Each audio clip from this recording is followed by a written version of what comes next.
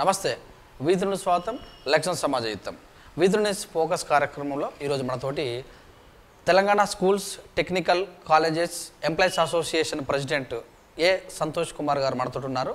అసలు ఈ యొక్క అసోసియేషన్ ఎందుకు ఏర్పాటు చేశారు, ఎంప్లాయీస్ కోసం తను చేస్తున్న పోరాటం ఎన్ని సంవత్సరాల నుంచి కొనసాగుతుంది, వారి అంతరంగంలో తెలుసుకుందాం.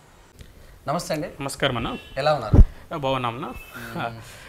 ఏం లేదు, ఈరోజు మన ఉద్యోగుల సమస్యలపైన తెలంగాణ రాష్ట్రంలోని పనిచేస్తున్నటువంటి టెక్నికల్ కళాశాలలో పనిచేస్తున్నటువంటి ఉద్యోగుల సమస్యలపైన ఆ సమస్యలను V3 యాజమాన్యం తెలుసుకొని ఆ విషయాలను ప్రభుత్వం దృష్టికి తీసుకెళ్లాలన్న ఆతృతతో, అంటే ఉద్యోగుల యొక్క సమస్యలను ప్రభుత్వం దృష్టికి తీసుకెళ్ళి ఎంతో కొంత వాళ్ళ సాయం చేయాలన్న ఇష్టంతో మన అసోసియేషన్ని సంప్రదించడం జరిగింది.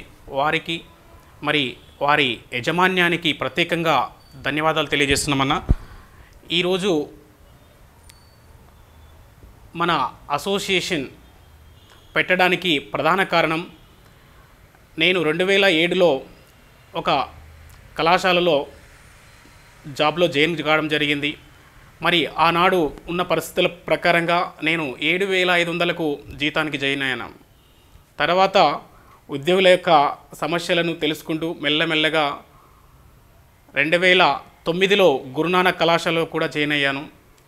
అక్కడ నా ప్రయాణం స్టార్ట్ అయింది. మొదటగా ఆ కళాశాలలో నేను పడ్డ ఇబ్బందులు, ఎన్నో సమస్యలను, ఎన్నో బాధలను ఎదుర్కొని వాళ్ళు పెట్టిన వేదనలు, వాళ్ళు పెట్టినటువంటి ఇబ్బందులను చూసి ఒక అసోసియేషన్ని ఏర్పాటు చేయాలని అనే సందర్భాలలో మన ఒక మిత్రుడితో అసోసియేషన్ ఏర్పాటు చేయడం జరిగింది. మరి ఆ అసోసియేషన్ 9 సంవత్సరాల కాలం నేను ఆ అసోసియేషన్తో ప్రయాణం చేశాను. కానీ కొన్ని సందర్భాలలో మనం అసోసియేషన్ని బయటికి రావడం జరిగింది. తద్వారా ఉద్యోగుల యొక్క శ్రేయస్సుని అర్థం చేసుకొని వాళ్ళ యొక్క కష్టాలను, వాళ్ళ యొక్క బాగోగుల కోసం ఈ అసోసియేషన్ని స్వంతంగా 2019 మార్చ్ నెలలో ఈ అసోసియేషన్ని ఏర్పాటు చేయాలని సిద్ధమై ఏర్పాటు చేశాను. మన అసోసియేషన్ పేరు Telangana schools technical colleges employees association. ఈ అసోసియేషన్ యొక్క ముఖ్య ఉద్దేశం ఉద్యోగుల యొక్క హక్కుల కోసం, ఉద్యోగులకు రావాల్సినటువంటి ఏవైతే ఉన్నాయో వారి బాగోగుల కోసమే మన Telangana schools technical colleges employees association పాటుపడుతుంది. అయితే ఇప్పుడు మనం చూసుకున్నట్టయితే ఇప్పుడు ఎన్నో ఇంజనీరింగ్ కాలేజీలు, ఫార్మసీ, పాలిటెక్నికల్, MCA, MBA ఇవన్నీ కూడా టెక్నికల్ కిందగా వస్తాయి. మరి ఎంప్లాయీస్ జాయిన్ చేసుకునే విషయంలో అడావిడి చేస్తున్నటువంటి యాజమాన్యం వాళ్ళకి సరైన జీతభత్యాలు ఇస్తలేరని తెలుస్తుంది. ఈ విషయంలో మీరు ఎలా ముందుకెళ్తున్నారు? ఈ విషయం మనం చూస్తున్నా, మనకి తెలంగాణ రాష్ట్రంలో ఉన్నటువంటి టెక్నికల్ కళాశాలలు చూస్తే AICT లెక్కల ప్రకారంగా 535 కళాశాలలు ఉన్నాయన్న. ఈ 535 కళాశాలలో మన JNT పరిధిలో చూస్తే ఏ ఒక్క కళాశాలలో కూడా ఉద్యోగులకి ఏదైతే AICT పే స్కేల్స్ అని చెప్తుందో ఆ వేతన సంఘం అమలు చేసినటువంటి పే స్కేల్స్ ఎక్కడ కూడా ఏ కళాశాలలో కూడా అమలు కావడం లేదు ఇప్పటి వరకు. ఆ అమలు కాకపోవడం ఒక ఎత్తు అయితే, ఏదైతే ఉద్యోగులకు ఇస్తున్నటువంటి జీతాలు కూడా దాదాపు 3 నుంచి 7 నెలల వరకు జీతాలు ఇవ్వకుండా చాలా ఇబ్బందులకు గురి చేస్తున్నారు. ఈ విషయం పైన JNTH కానీ, మరియు రాష్ట్ర ఉన్నత విద్యాశాఖ కానీ, మరియు టెక్నికల్ ఎడ్యుకేషన్ కానీ, AICT కానీ ఇంతవరకు స్పందించకుండా ఓన్లీ నామిక వాసుగానే ఆ పేపర్ల మీద జీవోలు పెట్టారు, వదిలేశారు. ఈ జీతాల విషయంలో మీరు అన్నారు, ఇప్పటి వరకు జీతాల విషయం అన్నారు. ఆ జీతాల విషయంలో AICT ప్రతి సంవత్సరం ఒక హ్యాండ్ బుక్ రిలీజ్ చేస్తుంది. హ్యాండ్ బుక్ ఈ సంవత్సరం రిలీజ్ చేసినటువంటి 2019-20 హ్యాండ్ బుక్ చూస్తే ఆ పేజీ నెంబర్ 84లో 7.4లో ఖచ్చితంగా ఉద్యోగులకు జీతాలు చెల్లించాలి, పే స్కేల్స్ ఇవ్వాలని చెప్పింది. వేతన సంఘం ఏదైతే కేంద్ర ప్రభుత్వం గెజెట్ రిలీజ్ చేసిందో వేతన సంఘం దాని ప్రకారంగా ఇవ్వాలని తెలియజేసింది. కానీ ఏ ఒక్క కళాశాలలో ఇవ్వకుండా నామకేవాసిగా పేపర్ల మీద చూపిస్తున్నారు. ఫోర్జరీ సైన్లతోటి ప్రభుత్వాలకు ఢిల్లీ AICT, MHR వీళ్ళందరికీ కూడా ఇస్తున్నారు. కానీ ఉద్యోగులకు మాత్రం చాలని జీతాలు, ఆ జీతాలు కూడా నెలవారీగా ఇవ్వడం లేదు. కానీ ఆ జీతాలను డిజిటలైజేషన్ చేయాలని నరేంద్ర మోడీజీ గారు తెలియజేశారు. కానీ ఈనాటికి కూడా ఆ డిజిటలైజేషన్ చేయకపోవడం మన కళ్ళకు కట్టినట్టుగా కనపడుతుంది. ఎందుకంటే 3 నుంచి 8 నెలలు, 7 నెలలు, 8 నెలలు, 9 నెలల వరకు జీతాలు ఇవ్వడం లేదు. మరి డిజిటలైజేషన్ ఎక్కడ కనపడుతుంది? మరి ఈ విషయంలో ఏనాడు కూడా కేంద్ర ప్రభుత్వం కానీ రాష్ట్ర ప్రభుత్వాలు కానీ చర్య తీసుకోకపోవడంతో యాజమాన్యాలు ఇష్టానుసారంగా ఉద్యోగులను వేధిస్తున్నారు. అదే కాకుండా ఈ యొక్క ఉద్యోగుల యొక్క జీతాల విషయంలో ప్రైవేట్ విద్యా సంస్థలలో ఉద్యోగులు ఎదుర్కొంటున్న సమస్యలపైన ఆనాడు ఎన్టీ రామారావు గారు ముఖ్యమంత్రిగా ఉన్నప్పుడు విద్యా సంస్థలలో జరుగుతున్నటువంటి సమస్యలపైన స్పందించి వారు విద్యా హక్కు చట్టం, ఆంధ్రప్రదేశ్ విద్యా హక్కు చట్టం 1982 ప్రవేశపెట్టడం జరిగింది. వారు ఆనాడు ఉన్నటువంటి అసెంబ్లీలో తీర్మానం చేసి ఉద్యోగుల సమస్యలు, ఉద్యోగుల యొక్క జీతాల మీద స్పెషల్గా చాప్టర్ 14 సెక్షన్ 84 ప్రకారంగా ఖచ్చితంగా ఉద్యోగులకు జీతాలు చెల్లించాలి. ఒకవేళ చెల్లించకపోతే వారి పైన కఠిన శిక్ష, వీలైతే జైలు శిక్ష కూడా చేయాలి అని చెప్పేసి ఆనాడు రామారావు గారు తెలియజేశారు. మరి ఈనాడు మన రాష్ట్ర ప్రభుత్వం వచ్చిన తర్వాత అదే అమెండ్మెంట్ని మేము కొనసాగిస్తామని చెప్పేసి రాష్ట్ర ప్రభుత్వం తెలియజేసింది. కానీ ఇప్పటి వరకు కూడా దాన్ని పట్టించుకోకపోవడం మన ఉద్యోగుల యొక్క దురదృష్టకరం. ఏదైతే ఉద్యోగులం తెలంగాణ కోసం పోరాడామో ఈరోజు చాలా ఇబ్బందులు పడుతున్నాము ఆ యొక్క జీతాలు లేక, ఆ యొక్క జీవో అమల్మెంట్ లేక. కాబట్టి మనం ఒక్కటే తెలియజేసేది, గవర్నమెంట్కి ఆ యొక్క జీవోను అమలు చేయండి. ఉద్యోగుల యొక్క జీతాలు నెలవారీగా ఏదో ఒక తేదీన, ఆ నెలలో ఏదో ఒక తేదీన చెల్లిస్తే ఉద్యోగులు సంతోషంగా ఉంటారు. తద్వారా నాణ్యమైన విద్య విద్యార్థులకు అందుతుందని తెలియజేస్తున్నాం. అయితే చాలా జీతాలు అని చెప్పుకొచ్చారు మీరు అన్న. అయితే నిజంగా 7వ వేతన కేజ్ ప్రకారం ఎంత రావాలి, ఒక్కొక్కరి మీద ఎంత? ఒకటన్నా మన 7వ వేతన సంఘం అమలు చేసినటువంటి ప్రకారంగా చూస్తే స్టార్టింగ్ శాలరీ మనకి 57,700 రూపాయలు ఒక ఉద్యోగికి చెల్లించాలి బేసిక్గా చూస్తే. అతనికి ఈరోజు అదే అతను జాయిన్ అయితే అతనికి 8,000, 9,000, 10,000 ఇస్తున్నారు. కానీ ఆ సంఘం ఏదైతే తెలియజేసిందో అది మాత్రం ఉద్యోగి అకౌంట్లో పడుతుంది. కానీ ఆ నెలలో 15వ తేదీ లోపు ఖచ్చితంగా రిటర్న్ తీసుకుంటున్నారు. ఒక కొంత సీనియారిటీ పెరిగిన తర్వాత అతనికి 61,200 రావాల్సి వస్తుంది. అతనికి ఆ జీతం ఇవ్వకుండా వేస్తున్నారు, ఆ జీతం వేస్తున్నారు కాగితాలమైన. కానీ అది నెక్స్ట్ 15 రోజులలో, ఆ నెలలో 15 రోజులు ఖచ్చితంగా రిటర్న్ చేయాల్సి వస్తుంది. ఒక చిన్న ఎగ్జాంపుల్ అన్న, మెడ్చల్ ప్రాంతంలో ఒక చిన్న ఎగ్జాంపుల్ తీసుకుంటే ఆ కళాశాలలో ఒక ఉద్యోగికి 60,000 నేనేదైతే చెప్పానో ఆ జీతం వేస్తున్నారు, 60,200 రూపీస్ వేస్తున్నారు. కానీ ఆ ఉద్యోగికి ఇచ్చే జీతం 25,000. రిటర్న్ తీసుకెళ్లి 35,000 రూపాయలు రిటర్న్ తీసుకెళ్లి ఇస్తున్నాడు. ఒకవేళ అది తిరిగించకపోతే ఆ ఉద్యోగానికి మనకి ఉద్యోగ భద్రత లేకుండా పోయింది. వీలైతే చేయండి, లేకపోతే వెళ్ళిపోండి అనే బాధతో ఉద్యోగులు అవన్నీ భరించలేక వారి యొక్క ఉద్యోగాన్ని కంటిన్యూ చేస్తున్నారు. మరి కేంద్ర ప్రభుత్వం ప్రవేశపెట్టినటువంటి డిజిటలైజేషన్ అమౌంట్, కరప్షన్ అనే కండిషన్ ఉంది. కాబట్టి ఇంత దారుణమైన కరప్షన్ మన రాష్ట్రంలో జరుగుతుంది. కాబట్టి రాష్ట్ర ప్రభుత్వం, కేంద్ర ప్రభుత్వం స్పందించి ఉద్యోగులకు ఏదైతే వేతన సంఘం అమలు చేసిందో ఆ వేతనాలు ఖచ్చితంగా నెలవారీగా డిజిటలైజేషన్ ఏదైతే అమౌంట్ ఉందో దాని ద్వారా చెల్లిస్తే బాగుంటుందని తెలియజేస్తున్నారు. అయితే మీరు ఉద్యోగ భద్రత లేదంటున్నారు కదా, మరి ఉద్యోగులు కూడా కొన్ని హక్కులు ఉంటాయి కదా, ఉద్యోగ భద్రత కలపాలండి. మరి ఆ హక్కుల విషయంలో ఎలా ముందుకెళ్తారు? ఇది ఏమైందన్న అంటే ఉద్యోగులకు టెక్నికల్ కళాశాలలో పనిచేసినటువంటి ఉద్యోగుల విషయంలో రాష్ట్ర ప్రభుత్వం కానీ కేంద్ర ప్రభుత్వం పరిధిలో పనిచేసినటువంటి ఏఐసిటీ కానీ ఏమాత్రం పట్టించుకోవడం లేదు. ఒక ఉద్యోగిని తొలగించాలి అంటే ఖచ్చితంగా నేను ఇంతకుముందు ఏదైతే తెలియజేశానో ఆంధ్రప్రదేశ్ రాష్ట్రంలో ఉన్నటువంటి ముఖ్యమంత్రి గారు ఎవరైతే ఎన్టీ రామారావు గారు ఆనాడు ముఖ్యమంత్రిగా పనిచేశారు, వారు అసెంబ్లీలో తీర్మానం చేసి ఆంధ్రప్రదేశ్ విద్యా హక్కు చట్టం 1982 ప్రకారంగా చాప్టర్ 14 ప్రకారంగా సెక్షన్ 79 ప్రకారంగా ఖచ్చితంగా ఒక ఉద్యోగిని తొలగించాలంటే నియమ నిబంధనలు పాటించాలని ఆనాడు అసెంబ్లీలో తీర్మానం చేయడం జరిగింది.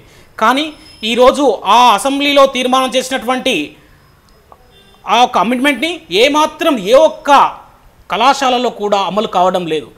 అదే కాకుండా కళాశాలలు అమలు కాకపోవడమే కారణం పక్కన పెడితే రాష్ట్ర ప్రభుత్వం కూడా దాన్ని పట్టించుకున్న పాపన పోలేదు. మేము అమెండ్మెంట్ చేస్తున్నామన్నారు కానీ ఇంతవరకు కూడా అమెండ్మెంట్ చేయడం లేదు. తద్వారా ఉద్యోగ భద్రతకు వాళ్ళ యొక్క ఉద్యోగాలు ఉంటాయో పోతాయో కూడా తెలియడం లేదు. ఎందుకంటే ఇంతకుముందు తెలియజేశాను, ఉద్యోగులకు రిటర్న్ అమౌంట్ ఇస్తేనే ఉద్యోగం ఉంటుంది, లేకపోతే ఉద్యోగం ఉండదు. కాబట్టి ఏదైతే రాష్ట్ర ప్రభుత్వం ఏదైతే విద్యా హక్కు చట్టం 1982 చెప్పిందో ఆ విద్యా హక్కు చట్టం ప్రకారంగా ఖచ్చితంగా ఉద్యోగులకు ఉద్యోగ భద్రత కల్పించాలి. ఒక చిన్న విషయం చెప్తున్నానన్న, మనము మెడ్చల్ అన్నాను, ఇదే విధంగా ఇబ్రాహీంపట్నం పరిధిలో ఉన్న చాలా కళాశాలలో ఉదయము అధ్యాపకుడు ఉద్యోగి కళాశాలకు వెళ్తారు. వాళ్ళు చాలా ఆనందంతో సంతోషంతో కళాశాలకు వెళ్తారు. కానీ వారిని 4:30కి లేదా 5 గంటలకు పిలిచి మీరు రేపటి నుంచి ఉద్యోగం రావద్దని చెప్తున్నారు. దీని ద్వారా వాళ్ళు చాలా బాధతో ఎందుకు రావాలో ఎందుకు పోవాలో కూడా తెలియక వాళ్ళు చాలా మంది ఉద్యోగులు ఆత్మహత్యలు కూడా చేసుకున్నటువంటి పరిణామం మన రాష్ట్రంలో నెలకొన్నది. అంటే రాష్ట్ర ప్రభుత్వం ఆనాడు తెలంగాణ రాకముందుకు ఉద్యోగ కల్పన కల్పిస్తామని చెప్పారు. కానీ ఈరోజు చాలా కళాశాలలో యాజమాన్యాలు ఉద్యోగులను ఉద్యోగ భద్రత కల్పించకుండా ఉద్యోగులను రోడ్డు మీద పడే పరిస్థితి మన రాష్ట్రంలో ఏర్పడింది. దీనిపైన రాష్ట్ర ప్రభుత్వం ఖచ్చితంగా చర్య తీసుకొని ఉద్యోగులకి ఉద్యోగ భద్రత కల్పించాలి. అదే కాకుండా ఒకటి చిన్నదన్నా, ఇక్కడ రాష్ట్ర కార్మిక శాఖ మంత్రి గారు ఉన్నారు. మరి కార్మిక శాఖ మంత్రి అంటే ఏంటి మనకి అందరికీ తెలుసు. అందరికీ కార్మికులకు ఆయన ఒక పెద్ద మనిషి. మరి కార్మిక శాఖ మంత్రి కళాశాలలోనే దాదాపు మొన్న ఎండాకాలంలో జరిగినటువంటి టర్మినేషన్ కార్యక్రమాలలో 250 మంది ఉద్యోగులను తొలగించారన్న.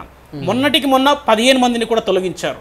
మరి కార్మిక శాఖ మంత్రి అయ్యుండి కార్మికులకి రక్షణ కల్పించాల్సినటువంటి మంత్రివర్యులు ఈరోజు కార్మికులను రోడ్డు మీద పడేస్తున్నారు. మరి అలాంటి ప్రభుత్వంలో ఉన్నటువంటి కార్మిక మంత్రి గారు ఈ విధంగా చేస్తే మరి చిన్న కళాశాల పరిస్థితి ఏంటి? చాలని జీతాలు, ఆ జీతాలకు కూడా ఉద్యోగ భద్రత లేదు. ఎలా బతకాలి అనేది మా ఉద్యోగుల యొక్క ఆవేదన. అయితే చాలా కాలేజీలలో కూడా చాలా జీతాలతో పాటు ఈపీఎఫ్ ఈఎస్ఐ కూడా లేదని లభ్యత లేదని చెప్పుకొస్తున్నారు.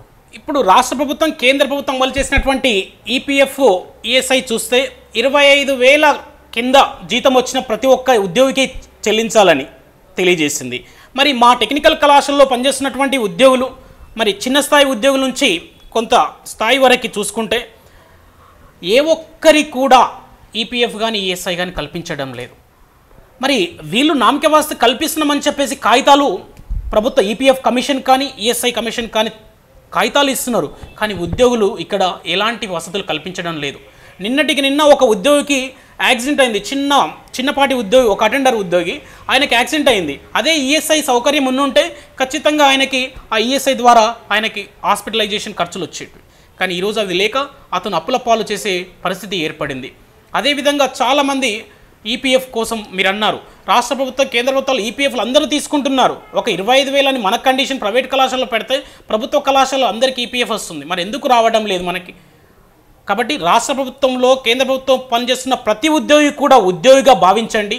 అందరికీ ఈ సౌకర్యాలు కల్పించే విధంగా రాష్ట్ర కేంద్ర ప్రభుత్వాలు తీసుకోవాలని మన అసోసియేషన్ ద్వారా తెలియజేస్తున్నాం. అయితే ఇవన్నీ అమలు కోసం మరి మీ యొక్క అసోసియేషన్ ఎలా ముందుకెళ్ళబోతుంది? ఇప్పుడు ఈ విధంగా అంటే మేము ఖచ్చితంగా ఉద్యోగుల యొక్క సమస్యలను రాష్ట్ర ప్రభుత్వం దృష్టికి చాలా సందర్భాలలో అంటే జేఎన్టీహెచ్ కానీ రాష్ట్ర ఉన్నత విద్యాశాఖకు కానీ రాష్ట్ర ఉన్నత విద్యాశాఖ కార్యదర్శి దృష్టికి కానీ చైర్మన్ దృష్టికి కానీ technical education commissioner Naveen Mittal గారి దృష్టికి కానీ చాలా సందర్భాల్లో తీసుకెళ్ళాం. అదే కాకుండా ఏఐసిటి చైర్మన్ అనిల్ సహస్రబుద్ధి దగ్గర కూడా తీసుకెళ్లడం జరిగింది. కానీ ఏమాత్రం వాళ్ళు ఏదైతే తీసుకెళ్తున్నామో దానికి నోటీసులు ఇచ్చేసి చేతులు దులుపుకుంటున్నారు. దీని ద్వారా ఏమవుతుంది అంటే రాష్ట్ర ఉన్నత విద్యాశాఖ ఖచ్చితంగా 0% పడిపోయే అవకాశాలు ఉన్నాయి. ఎందుకంటే ఉద్యోగుల యొక్క మేలు కోరితే ఖచ్చితంగా విద్యా వ్యవస్థ మారుతుంది. ఉద్యోగులు అంటే ఇక్కడ ఎవరు? గురువులు. ఖచ్చితంగా గుడిలో ఉన్నటువంటి దేవుడికి అక్కడ గురువు ఎవరైతే ఉన్నారో ఏ విధంగా సపరివార్యాలు చేస్తే ఆ గుడి డెవలప్ అవుతుందో ఆ గురువుకి తెలుసు. మరి ఈనాడు కళాశాలలలో గురువులు ఎవరు? అధ్యాపకులు. మరి ఆ గురువులకి ఇవాళ ఉద్యోగ భద్రత లేదు, జీతాలు లేవు. కాబట్టి అప్పుడు ఆటోమేటిక్గా విద్యా వ్యవస్థ ఏమవుతుంది? నీరు గారిపోయే అవకాశం ఉంది. తద్వారా ఉన్నత విద్య ఖచ్చితంగా 0% పడిపోతుంది. కాబట్టి మా ఉద్దేశం ఒక్కటే, రాష్ట్ర ఉన్నత విద్యాశాఖ బాగుపడితే మన రాష్ట్రానికి గొప్ప పేరు వస్తుంది. ఆ పేరు కోసమే మా Telangana schools technical colleges employees association ఎల్లవెల్ల పాటుపడుతుంది. ఎందుకంటే రాష్ట్ర ప్రభుత్వానికి మేము ఖచ్చితంగా సపోర్ట్ చేస్తాం. మా ఉద్యోగులందరూ కూడా సపోర్ట్ చేయడానికి సిద్ధంగా ఉన్నారు. కానీ మా ఉద్యోగుల యొక్క ఏదైతే సమస్యలు ఉన్నాయో అది ఖచ్చితంగా నెరవేర్చే బాధ్యత రాష్ట్ర ప్రభుత్వానికి ఉంది. అదే కాకుండా ఇంకొకటి చెప్తున్నానన్నా, మా ఉద్యోగులు చాలామంది ఉద్యోగులు ఉద్యోగం చేస్తూ చనిపోయారు. హార్ట్ అటాక్ కావచ్చు, ప్రస్తుతం ఉన్నటువంటి పరిస్థితులు, కళాశాల నుంచి తిరిగి ముఖంలో యాక్సిడెంట్లు అయ్యి కళాశాలకు వెళ్తున్న పరిణామంలో యాక్సిడెంట్లు అయ్యి చనిపోయారు. వారికి ఏఐసిటి మరి పెద్ద మనసుతో ఆలోచించిందో ఏ విధంగా ఆలోచించిందో తెలియదు, కానీ గ్రూప్ ఇన్సూరెన్స్ ఖచ్చితంగా అమలు చేయాలని తెలియజేసింది. కానీ ఏ కళాశాలలో కూడా గ్రూప్ ఇన్సూరెన్స్ లేక నేను ఏదైతే తెలియజేశానో ఇంతకుముందు చాలామంది ఉద్యోగులు చనిపోయారు. వారికి ఇలాంటి రూపాయి కూడా కళాశాలలు చెల్లించలేదు. ఒకవేళ గ్రూప్ ఇన్సూరెన్స్ ఉంటే ఆ కంపెనీ చెల్లించేది ఎంతో కొంత. ఓకే.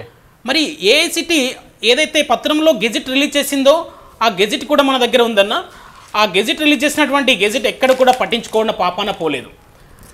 ఇక్కడ ఏఐసిటి హ్యాండ్ బుక్ 2019-20 బుక్లో పేజీ నెంబర్ 130లో .28లో ఖచ్చితంగా ఉద్యోగులకు గ్రూప్ ఇన్సూరెన్స్ చెల్లించాలని చెప్పింది. కానీ ఏ ఒక్క కళాశాల, ఒక 19-20 కాదు, 18-19, 17-18 అన్ని ఇయర్లో చెప్పింది. కానీ ఇంతవరకు ఏఐసిటి లెక్కల ప్రకారంగా ఏ ఒక్క కళాశాలలో గ్రూప్ ఇన్సూరెన్స్ అమలు కావడం లేదు. దీని ద్వారా ఎంతోమంది ఉద్యోగుల యొక్క భార్యా పిల్లలు, తల్లిదండ్రులు రోడ్డు మీద పడే పరిస్థితి ఏర్పడింది. ఇప్పటికైనా రాష్ట్ర ప్రభుత్వం మరియు కేంద్ర ప్రభుత్వం, ఏఐసిటి, JNTH అందరూ కూడా స్పందించి ఉద్యోగులకు మేలు చేసే విధంగా ఖచ్చితంగా గ్రూప్ ఇన్సూరెన్స్ అమలు చేయాల్సిన బాధ్యత వారికి ఉందని తెలియజేస్తున్నాను. అయితే ఇప్పుడు రాష్ట్రంలో కానీ చాలా చోట్ల కూడా ఎవరైతే కాలేజీ నాయకులు ఉన్నారో వాళ్ళే ఎమ్మెల్సీలుగా చలమని కూడా అవుతారు. అంటే ప్రభుత్వంలో ఉన్న వ్యక్తులను మరి ఈ విషయాలను పట్టించుకోకపోవడం అనేది కొంచెం వరకు బాధగానే అనిపిస్తుంది. దీనిపై ఎలా చూస్తారు? ఇది మన ఉద్యోగులు చేసుకున్నటువంటిది, మన తెలంగాణ ప్రజలు చేసుకున్నటువంటి దురదృష్టకరం అన్న. ఎందుకంటే ఆనాడు ప్రజాస్వామ్యంలో మనం ఉన్నాం, మన ప్రజలు ఉన్నారు, మన ప్రజల కోసం, మన ప్రజల హక్కుల కోసం పోరాడాలని చెప్పేసి ఏదైతే ఈ ఎమ్మెల్సీలు తెలియజేశారో, నిరుద్యోగుల యొక్క అంటే గ్రాడ్యుయేట్లు కంప్లీట్ అయ్యి ఇప్పుడు ఉద్యోగాలు చేస్తున్నటువంటి గ్రాడ్యుయేట్లు వీళ్ళందరూ ఎంతోమంది రాష్ట్రంలో ఉన్నారు. వారి యొక్క ఓట్ల కోసం తిరిగి మేము మీకు ఉద్యోగాలు ఇప్పిస్తాం, ఉద్యోగ కల్పన చేస్తాం, శాసన మండలిలో ప్రశ్నిస్తాం అని చెప్పి ఈరోజు ఒక చిన్న విషయం చూస్తే ఎమ్మెల్సీ గ్రాడ్యుయేట్స్ కళాశాలల ఎమ్మెల్సీ చాలా పెద్ద ప్రముఖ వ్యక్తి ఆయన. చెప్పుకుంటే ఆయన ప్రముఖ వ్యక్తి ఏంటో నాకు తెలియదు, కానీ చాలా ప్రముఖ వ్యక్తి. మరి అలాంటి ప్రముఖ వ్యక్తి కళాశాలలు దాదాపు 5 కళాశాలలు ఉన్నాయి. ఆ కళాశాలలో కూడా ఉద్యోగులకి జీతాలు వేసి తిరిగి తీసుకుంటున్నారు. మరి ఒక ప్రజాప్రతినిధి కళాశాల ఈ విధంగా చేస్తే ఎంతవరకు న్యాయం? ప్రజాప్రతినిధులు అంటే ఏంటి? ప్రజల మేలు కోరుచేవాళ్ళు. మరి ప్రజలకు జీతాలు వేసి జీతాలు రిటర్న్ తీసుకోవడం ఎంతవరకు సబబు? ఒక ఎమ్మెల్సీ అంటే గ్రాడ్యుయేట్స్ల ఓట్ల ద్వారా గెలిచినటువంటి ఎమ్మెల్సీ ఆ గ్రాడ్యుయేట్లకు ఓట్లకు ఎంతైతే ఖర్చు పెట్టారో ఆ ఖర్చును రిటర్న్ రూపంలో తీసుకున్నట్టు అనిపిస్తుంది అక్కడ చూస్తే. అదే కాకుండా చాలా కళాశాలలో ఉద్యోగులకు జీతాలు ఇవ్వడం లేదు. మరి అక్కడ ప్రశ్నించాల్సిన పెద్ద మనిషి ఎమ్మెల్సీ గారు. ఆయన దృష్టిలో చాలా ఉన్నాయి, ఎన్నో సమస్యలు ఉన్నాయి. కానీ ఆయన ఉద్యోగులకు సపోర్ట్ చేయడం లేదు. ఉద్యోగుల నుంచి ఓన్లీ ఓటు హక్కు మాత్రమే తీసుకున్నాడు, కానీ ఉద్యోగుల యొక్క శ్రేయస్సు మాత్రం కోరుకోవడం లేదు. ఈనాడు ఒక చిన్న ఎగ్జాంపుల్, నిన్న నేను వరంగల్ సమావేశానికి వెళ్ళడం జరిగింది. వరంగల్లో దాదాపు 15 కళాశాలలు ఉన్నాయి, ఇంజనీరింగ్ కళాశాలలు. ఆ 15 కళాశాలలో 13 కళాశాలలు 9 నెలల జీతాలు చెల్లించడం లేదని ఉద్యోగులు మొరపెట్టుకుంటున్నారు. 9 నెలలు. మరి ఆ పరిధిలో ఉన్నటువంటి ఎమ్మెల్సీ, గ్రాడ్యుయేట్ ఎమ్మెల్సీ ఉన్నారు. ఆయన కనీసం పట్టించుకోకుండా, ఉద్యోగుల యొక్క సమస్యలు పట్టించుకోకుండా ఏం చేస్తున్నారు? మరి మొన్నటికి మొన్న శాసన మండలి సమావేశాలు జరిగినాయి. మరి అక్కడ యజమాన్యాలు మాకు రియంబర్స్మెంట్ రావటం లేదని తెలియజేస్తున్నారు. కానీ ప్రభుత్వ లెక్కల ప్రకారంగా చూస్తే 2017-18 అంతా కూడా రియంబర్స్మెంట్ క్లియర్ అయిందని చెప్పేసి అదే పల్లా రాజేశ్వర రెడ్డి గారు తెలియజేశారు, ఎమ్మెల్సీ గారు. మరి కాలేజ్ యజమాన్యాలు మాకు రియంబర్స్మెంట్ రావడం లేదని తెలియజేస్తున్నారు. మరి అదే విషయాన్ని శాసన మండలిలో మీరు ఎందుకు ప్రశ్నించలేదు? ప్రశ్నిస్తే గవర్నమెంట్కు దృష్టికి తీసుకెళ్తే గవర్నమెంట్కి కష్టాలు నష్టాలు తెలుస్తాయి. ఎందుకంటే ఈరోజు చిన్న ఎగ్జాంపుల్ అన్న, ఇంట్లో అమ్మ ఉంటుంది, పిల్లోడు అమ్మ ఆకలి అవుతుందంటే అమ్మ ఖచ్చితంగా చేసి పెడుతుంది. మరి ఈ విషయాన్ని ఉద్యోగుల యొక్క సమస్యలు, యజమాన్యం యొక్క సమస్యలను రాష్ట్ర ప్రభుత్వం దృష్టికి తీసుకెళ్లాల్సినటువంటి ఎమ్మెల్సీ గారు ఏమాత్రం మాట్లాడకుండా సమస్యని టైం వృధా చేసి ఉద్యోగుల నోట్లో మట్టి కొట్టినని చెప్పేసి తెలియజేయచ్చు అన్న. అందుకే ఈ విషయంలో ఒకటే తెలియజేసేది ఎమ్మెల్సీ, గౌరవ ఎమ్మెల్సీ గారికి, ఉద్యోగుల సమస్యల కోసం, నిరుద్యోగులైనటువంటి గ్రాడ్యుయేట్ల కోసం మీరు ఆలోచించండి. ఖచ్చితంగా మీ వెంట మేము ఉంటాం. కానీ ఈ విధంగానే చేస్తే మాత్రం రానున్న రోజుల్లో ఖచ్చితంగా గుణపాఠం చెప్తామని వారికి తెలియజేస్తున్నాం. అయితే ఇప్పుడు ఎవరైతే ఎంప్లాయీ కోసం కాలేజీకి వెళ్ళిన వాళ్ళకు వాళ్ళ యొక్క స్టడీ సర్టిఫికేట్స్ కూడా తీసుకొని ఇబ్బందులు పెడుతున్నారంటూ కూడా తెలుస్తుంది. ఇది మీ దృష్టికి వచ్చాయా? దీన్ని ఎలా చూస్తారు? ఇది చాలా పెద్ద సమస్య అన్న మన రాష్ట్రంలో. ధృవపత్రాల విషయంలో ఏఐసిటి, JNTH చాలా సందర్భాల్లో తెలియజేస్తున్నాయి, కాగితాల మీద తెలియజేస్తున్నాయి, కానీ యాజమాన్యాన్ని ఏమాత్రం పట్టించుకోవడం లేదు. నోటీసులు ఇచ్చేసి చేతులు దులుపుకుంటున్నారు, వాళ్ళ చేతులు నింపుకుంటున్నారు చూస్తే చెప్పాలనుకుంటే.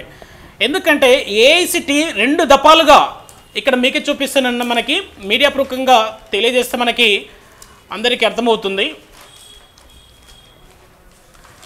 ఇక్కడ 2 దఫాలుగా మనకి ఏఐసిటి గెజెట్ రిలీజ్ చేసింది, సర్టిఫికేట్స్ హోల్డ్ చేయకూడదు అని చెప్పేసి.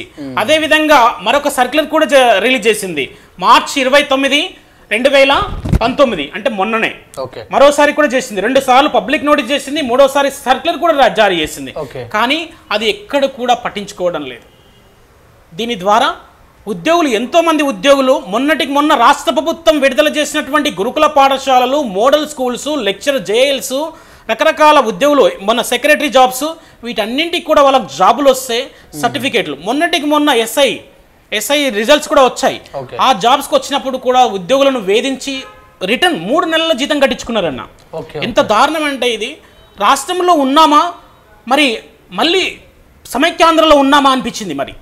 ఎందుకంటే ఆ రోజు కొట్లాడింది ఎందుకోసం, తెలంగాణ రాష్ట్రం ఉద్యోగులకి అందరికీ నష్టం జరుగుతుందన్న విధానంతో. మరి ఈరోజు మళ్ళీ అదే నష్టం జరుగుతుంది. ఇక్కడ ఉద్యోగులకు ఒరిగింది ఏంటి లేదు. ఇక్కడ సమైక్య రాష్ట్రమా, ఆంధ్ర రాష్ట్రమా, తెలంగాణ రాష్ట్రమా అని కాదు. ఒకటే మా ఉద్దేశం, ఉద్యోగులకు అన్యాయం జరగొద్దు. ఉద్యోగులు ఎవరు ఇక్కడ? విద్యార్థులను ఎంతో మంది నైపుణ్యమైనటువంటి విద్యార్థులను తయారు చేసినటువంటి ఉద్యోగులు వీళ్ళంతా కూడా ఈ సర్టిఫికేట్లు ఇవ్వకుండా వారిని తీవ్ర ఇబ్బందులకు గురి చేస్తున్నారు. అది పక్కన పెడితే 3 నెలల జీతం ఇస్తేనే మీ సర్టిఫికేట్లు ఇస్తాం, భయభ్రాంతులకు గురి చేస్తున్నారు. దీని ద్వారా ఏమవుతుందన్న, ఉద్యోగులు మానసికంగా, ఆర్థికంగా కుంగిపోయి అక్కడ ఉన్నటువంటి ప్రభుత్వ జాబులను వదులుకుంటున్నారు. మంచి అవకాశంలో మంచి చదువులు చదవాలనుకున్నా కానీ వారు ఆ అవకాశాన్ని కోల్పోతున్నారు. దానిపైన ఏదైతే ఏఐసిటి జేఎన్టీయూ రిలీజ్ చేశారో గెజిట్లు, ఆ గెజిట్ల ప్రకారంగా ఖచ్చితంగా ఉద్యోగుల యొక్క ధృవపత్రాలు అనగా సర్టిఫికేట్లను రిటర్న్ చేయాల్సిన బాధ్యత యజమాన్యానికి ఉంది. ఆ విషయం పైన రాష్ట్ర ప్రభుత్వం ఖచ్చితంగా స్పందించి, ఏఐసిటి కేంద్ర ప్రభుత్వం స్పందించి ఉద్యోగుల యొక్క ధృవపత్రాలను ఇప్పించే బాధ్యత మీది అని చెప్పేసి మా Telangana schools technical colleges employees association ఆధ్వర్యంలో కోరుతున్నామన్నా. చివరగా ఒక లెక్చరర్, ఒక టీచర్, ఎవరైనా కూడా వీళ్ళు విఘ్నులు. మరి విఘ్నుల్లోనే ఇలాంటి అన్యాయం జరుగుతుంటే మరి అవేర్నెస్ రాకపోవడం అనేది చాలా బాధాకరమైన విషయం. మరి దీన్ని ఎలా ముందుకు తీసుకెళ్తారు? ఈ అవేర్నెస్ కార్యక్రమం చేసే అవకాశం ఉందా? ఇప్పుడు మంచి మాట మాట్లాడారు. ఇప్పుడు ఎవరైతే యజమాన్యాలు ఉన్నారో వీళ్ళంతా కూడా పెద్ద పెద్ద మేధావులు. మీరు అన్నారు కదా, పెద్ద ఆ రోజు ఇప్పుడు ఏదైతే మేము పనిచేస్తున్నామో అదే కొన్ని సంస్థలలో పనిచేసేటటువంటి వ్యక్తులే వీళ్ళంతా కూడా. కానీ అదే యజమాన్యాలు ఆనాడు విద్యార్థి దశలో, అధ్యాపక దశలో ఉండి హక్కుల కోసం పోరాడి ఈరోజు కళాశాలలు ఏర్పాటు చేసి అక్కడ పనిచేసేటువంటి ఉద్యోగులకు ఉద్యోగ కల్పన, జీతభత్యాలు చెల్లించకుండా వేధిస్తున్నటువంటి వ్యవహారం మనం చూస్తున్నాం. మరి ఈ విషయంలో మరి మా ఉద్యోగులంతా కూడా జ్ఞానులు, మేధావులు అని చెప్పొచ్చు ఖచ్చితంగా. ఎందుకంటే ఎంతోమంది విద్యార్థులను నైపుణ్యులుగా తయారు చేసి సాఫ్ట్వేర్ ఇంజనీర్లను ఇస్రో పెద్ద పెద్ద రంగాలలో పంపించినటువంటి మా ఉద్యోగ మేధావులు ఈరోజు జీతాల కోసం చాలా కష్టపడుతున్నారు. ఉద్యోగం చేస్తున్నాం, జీతాలు లేవు. దాని ద్వారా మా జ్ఞానం అంతా కూడా ఆర్థికంగా కృంగిపోయి మానసికంగా మా ఫ్యామిలీస్ అన్నీ కూడా రోడ్డు మీద పడే పరిస్థితి ఏర్పడింది. దానికి కారణం ఈరోజు ఉన్నటువంటి యజమాన్యాలు. దీనికి కారణం రాజకీయంలో ఒకటే తెలియజేసేది ఒకటే, రాజకీయం మనగడ ఏంటి?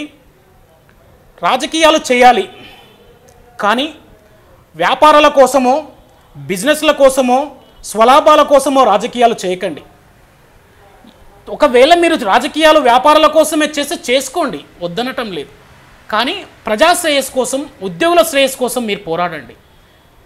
మా ఉద్యోగులు అందరూ కూడా జ్ఞానులు. వారి అందరినీ కూడా ఇప్పటికీ మేము చాలా సందర్భాల్లో సంఘటితం చేస్తున్నాం. చాలామంది ఉద్యోగులు ఒక తాటిపైకి వస్తున్నారు. వీరందరినీ కూడా ఒక తాటిపైకి తీసుకొచ్చి దసరా తర్వాత ఖచ్చితంగా మేము పోరాటం చేస్తున్నాం. వీలైతే రాష్ట్రం మొత్తం కూడా ఉద్యోగులందరినీ సంఘటితం చేసి మరియు ఇతర ఉద్యోగ సంఘాలు, ప్రభుత్వేతర అన్ని సంఘాలను సంఘటితం చేసి ఖచ్చితంగా రాష్ట్ర ప్రభుత్వం బంద్కు పిలుపునిస్తాం. తర్వాత ఏదైతే రేపు జరగబోతున్న ఎలక్షన్స్, మున్సిపల్ ఎలక్షన్స్లో కూడా మా యొక్క ధ్వనిని వినిపిస్తాం. మా ఉద్యోగుల యొక్క హక్కుల కోసం ఎవరైతే ముందుకు వస్తారో, మా యొక్క హక్కులను ఎవరైతే కాపాడుతారో వాళ్ళకి మా మద్దతు ఉంటుంది. లేదంటే మా ఉద్యోగుల నుంచే ముందుకు తీసుకొచ్చి మేము పోటీ చేయడానికి కూడా సిద్ధంగా ఉన్నాం. ఎందుకంటే వాళ్ళు డబ్బులతో కొట్టొచ్చు, మేము మా జ్ఞానంతో కొడతాం. మా జ్ఞానులందరూ కూడా ఏకమై రాష్ట్రం మొత్తం కూడా తిరిగి అందరినీ ఏకం చేసి, ఉద్యోగులను, రాష్ట్ర ప్రజలందరినీ ఏకం చేసి జరుగుతున్నటువంటి అన్యాయాలను అరికట్టడానికి మా Telangana schools technical colleges employees association నిరంతరం పోరాడుతుందని తెలియజేస్తున్నాను. Thank you sir, thank you very much మీ విలువైన సమయాన్ని. Thank you. మరి మీకున్నటువంటి సాధక బాధకాలు, మీకున్నటువంటి హక్కులు, మీకు కావాల్సినటువంటి జీతభత్యాల మీద మీకున్నటువంటి పరిజ్ఞానాన్ని మాతో పంచుకున్నందుకు మీకు ధన్యవాదాలు. మీ యొక్క హక్కులన్నీ కూడా సకాలంలోనే దక్కించుకోవాలని, ఉద్యమ స్ఫూర్తితో మీరు ముందుకెళ్ళాలని కోరుకుంటూ ధన్యవాదాలు. ఇదండి మరి Telangana schools technicals colleges employees union president A Santosh Kumar గారు మరి వారికి ఉన్నటువంటి హక్కులను యజమాన్యం చేస్తున్నటువంటి దోపిడీలను చక్కగా వివరించారు. మరొక అంశంతో మరొకసారి కలుసుకుందాం. అంతవరకు చూస్తున్న with news cameraman నవీన్తో me Suresh Dandu. V3 news లక్ష్యం సమాజ హితం.